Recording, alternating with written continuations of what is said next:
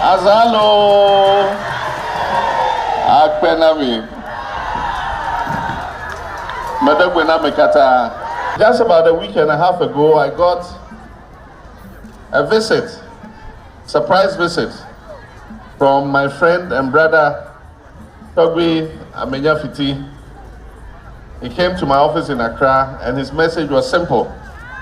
He said he was going to celebrate his 25th anniversary and at the same time hold his annual festival. And so he would be grateful if I could join him on this auspicious occasion.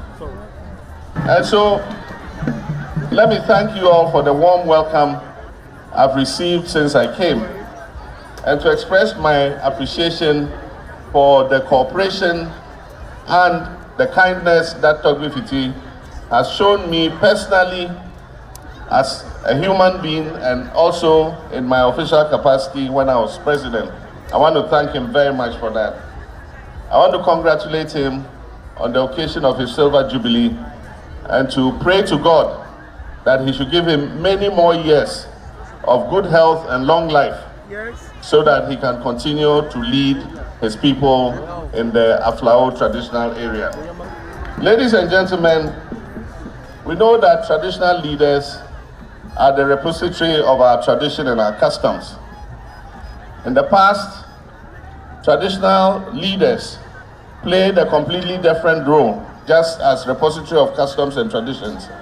But today, they are also the instruments of development. And the traditional ruler is supposed to be an advocate for the development of his traditional area.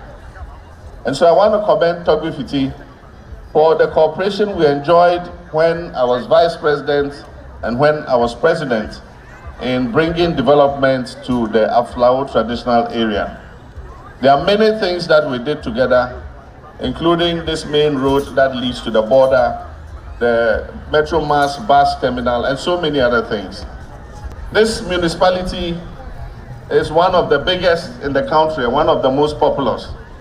And so if there is any effort to create new districts and new constituencies, K2 South must be top priority under consideration for another district.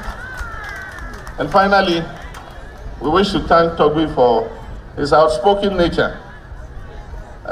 We all know Togbi is Kanawu. He will say it as it is. It doesn't matter whose ox is God. And we appreciate your frankness.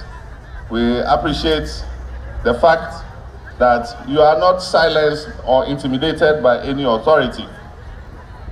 Because if you don't speak out, nobody will pay attention to you.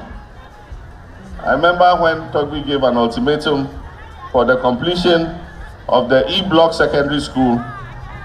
Even though the response that came was a bit rude, I noticed that very soon after, the contractor was put to work and Togbi has got his E-Block Secondary School. And so that's the advantage of speaking out, and I commend him for it.